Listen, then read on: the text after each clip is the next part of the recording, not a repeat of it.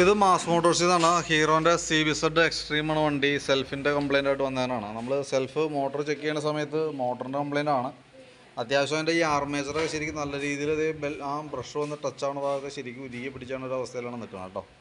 തന്നെയല്ല, നമുക്ക് ഇവിടെ നോക്കുമ്പോഴും ഇതിൻ്റെ ഉള്ളിൽ ബ്രഷ് ടെർമിനലൊക്കെ തീർന്നിട്ടുണ്ട്. അതും ആ പ്ലാസ്റ്റിക് ഹോൾഡറൊക്കെ ഉരുകിയിട്ടുണ്ട്. മാറ്റി പുതിയത് ഇടാണെങ്കിൽ ആ പ്രോബ്ലം അവിടെ തീരും. ആ കംപ്ലയിൻറ്റ് പിന്നീട് റിപ്പീറ്റ് ഉണ്ടാവില്ല. സെൽഫ് മോട്ടറുമായി ബന്ധപ്പെട്ട കംപ്ലയിൻറ്റ് റിപ്പീറ്റ് ഉണ്ടാവില്ല. ഇനി അതല്ലെങ്കിൽ നമുക്കിത് റിപ്പയർ ചെയ്യാൻ വേണ്ടി ശ്രമിക്കാം. റെഡി ആവുമെന്ന് ഉറപ്പില്ല. നമുക്ക് ഏകദേശം ഒരു 400 450 രൂപ നമുക്ക് ചിലവ് തന്നെ കേസാണ്. അപ്പോൾ എന്നാലും എത്ര നിൽക്കും കിട്ടുമെന്നൊന്നും പറയാനും പറ്റില്ല കേട്ടോ. അപ്പോൾ പറ്റുമെന്നുണ്ടെങ്കിൽ മാറ്റിയിടാണെങ്കിൽ ഏറ്റവും സേഫ് അതാണ്. കാരണം പിന്നീട് അതിന് ഒരു കംപ്ലയിൻറ്റ് വരില്ല. റിപ്പയർ ചെയ്ത് കഴിഞ്ഞാലും എത്ര നാൾ നിൽക്കുമെന്ന്, എത്ര ദിവസം കിട്ടുമെന്ന് പോലും നമുക്കൊരു ഉറപ്പ് പറയാൻ പറ്റാത്തൊരു കണ്ടീഷനാണ് ഇതിൻ്റെ ആർമേച്ചറിൻ്റെ അവസ്ഥ. അപ്പോൾ വേണമെങ്കിൽ നമുക്കൊന്ന് ട്രൈ ചെയ്ത് നോക്കാം. ഇനി അതല്ലാന്നുണ്ടെങ്കിൽ ഐറ്റം ഓർഡർ ചെയ്ത് അടുത്ത ദിവസം വയ്ക്കാം, വരുത്തി തരാം. അടുത്ത ദിവസം മാറ്റി സെറ്റ് ചെയ്യണമായിരിക്കും. അതായിരിക്കും കുറേ കൂടി നല്ലതായിട്ട് തോന്നുന്നത്. അപ്പോൾ എന്തെങ്കിലും നോക്കിയിട്ടൊന്ന് പറയും, അതനുസരിച്ച് നമുക്ക് വർക്ക് കംപ്ലീറ്റ് ചെയ്യാം കേട്ടോ. സെൽഫ് മോട്ടർ എനിക്ക് തോന്നുന്നു ഏകദേശം ഒരു 2000-2200 കൂടെ നമുക്ക് ചിലവുണ്ട് സെൽഫ് മോട്ടറിന് മാത്രം.